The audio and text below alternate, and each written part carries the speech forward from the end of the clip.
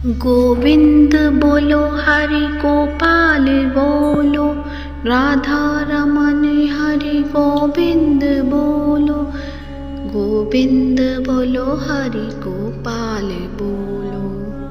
नमस्कार प्रिय भक्तजनों, आप सभी का मायरा वॉइस चैनल में हार्दिक स्वागत है। आप सभी को ज्येष्ठ मास के कृष्ण पक्ष की अपरा एकादशी की हार्दिक शुभकामनाएं। आप सभी का व्रत शुभ और फलदायक हो। आज के इस वीडियो में आप सुनेंगे अपरा एकादशी की व्रत कथा। तो एकादशी की कथा को पूरे श्रद्धा भाव से और प्रसन्नचित मन से पूरा अवश्य सुनिए। अब सुनिए कथा। भगवान श्री कृष्ण कहने लगे, हे राजन, ज्येष्ठ मास के कृष्ण पक्ष की एकादशी को अचला एकादशी तथा अपरा एकादशी दोनों ही नामों से जाना जाता है, क्योंकि यह अपार धन देने वाली है। जो मनुष्य इस व्रत को करते हैं वे संसार में प्रसिद्ध हो जाते हैं। इस दिन भगवान त्रिविक्रम की पूजा की जाती है। भगवान त्रिविक्रम भगवान विष्णु, भगवान विट्ठल और बालाजी के दर्शन होते हैं। अपरा एकादशी के व्रत के प्रभाव से ब्रह्म हत्या, भूत योनि, दूसरे की निंदा आदि के सब पाप दूर हो जाते हैं। इस व्रत के करने से पर स्त्री गमन, झूठी गवाही देना, झूठ बोलना, झूठे शास्त्र पढ़ना या बनाना, झूठा ज्योतिषी बनना तथा झूठा वेद बनना आदि सब पाप नष्ट हो जाते हैं।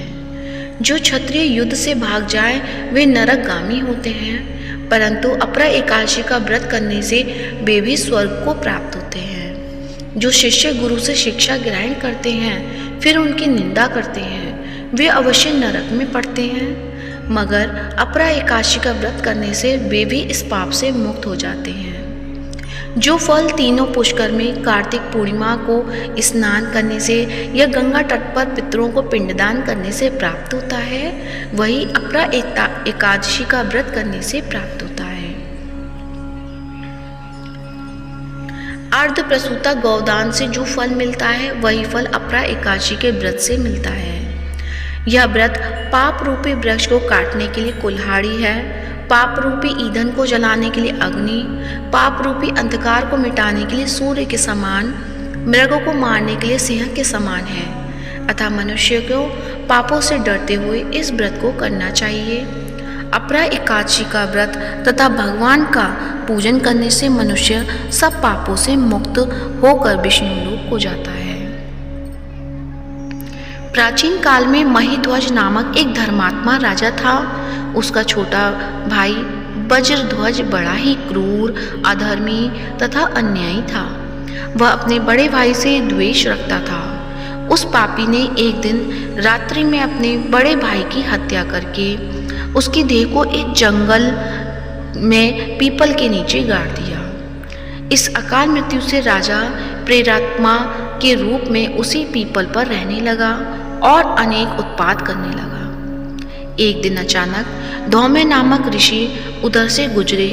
उन्होंने प्रेत को ज्ञान चक्षु से देखा और तपोबल से उसके अतीत को जान लिया। अपने तपोबल से प्रेत उत्पात का कारण समझा। ऋषि ने प्रसन्न होकर उस प्रेत को पीपल के पेड़ से उतारा तथा परलोक विद्या का उपदेश दिया। दयालु ऋषि ने राजा की प्रेत योनि से मुक्ति के लिए स्वयं ही अपरा एकादशी का व्रत किया और उसे अगति से छुड़ाने को उसका पुण्य प्रेत को अर्पित कर दिया। इस पुण्य के प्रभाव से राजा की प्रेत योनि से मुक्ति हो गई। वह ऋषि को सप्रेम धन्यवाद देता हुआ दिव्य देह धारण कर पुष्पक विमान में बैठकर स्वर्ग को चला गया। हे राजन, यह अपरा एकादशी की कथा मैंने लोकहित के लिए कही है। इसे पढ़ने अथवा सुनने से मनुष्य के सब पापों से छुटकारा पा जाता है। तो प्रेम से बोलिए, लक्ष्मीपति नारायण भगवान की जय हो। तो आइए सुनते हैं तुलसी माता की कहानी। तो प्रेम से बोलिए, तुलसी माता की जय हो।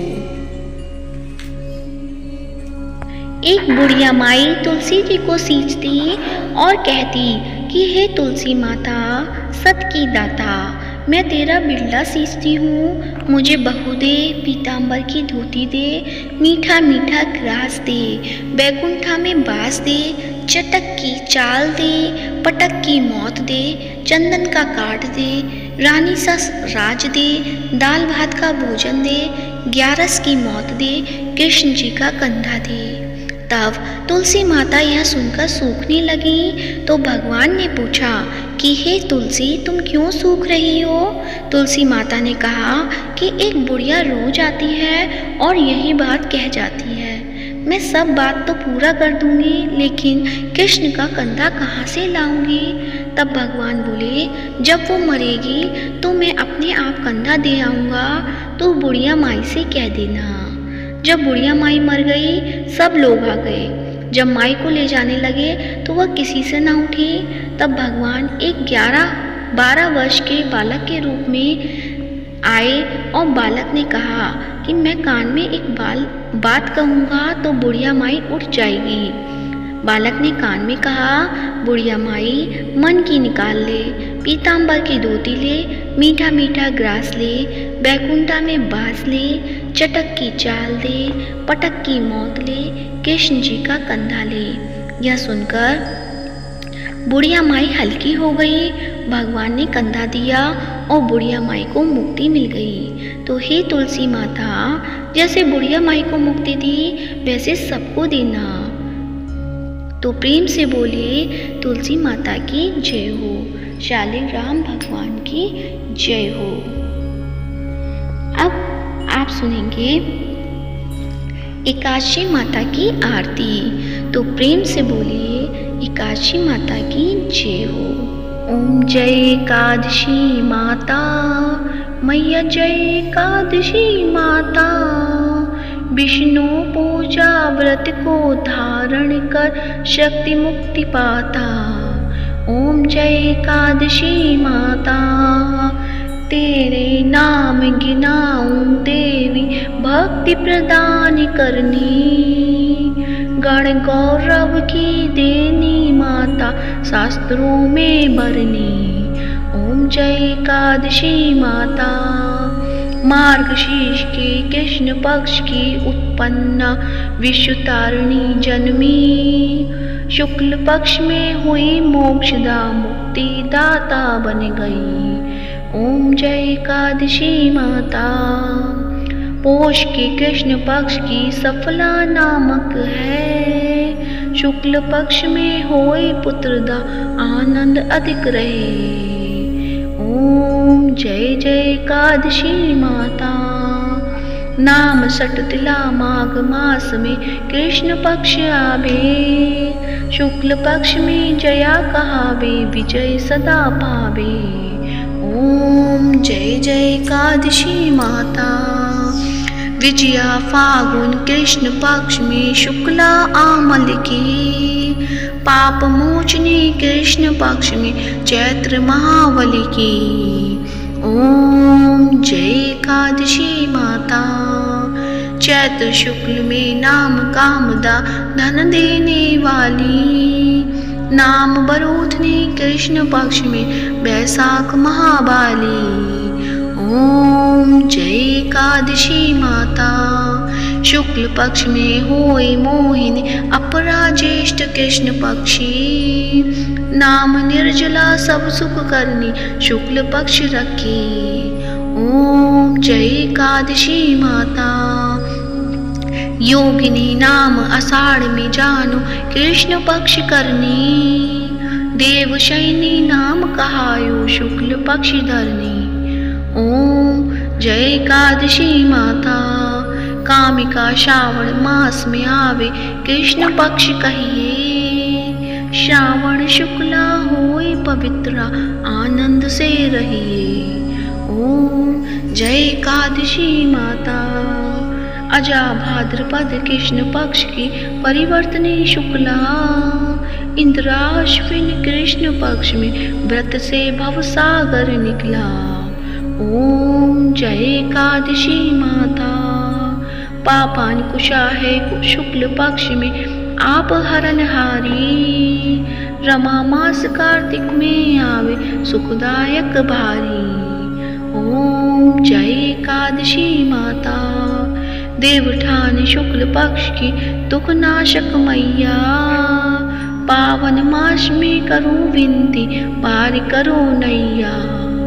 ओम जय एकादशी माता, परमा कृष्ण पक्ष में होती जन जंगल करनी, शुक्ल पक्ष में होए पद्मिनी दुख दरिद्र हरनी।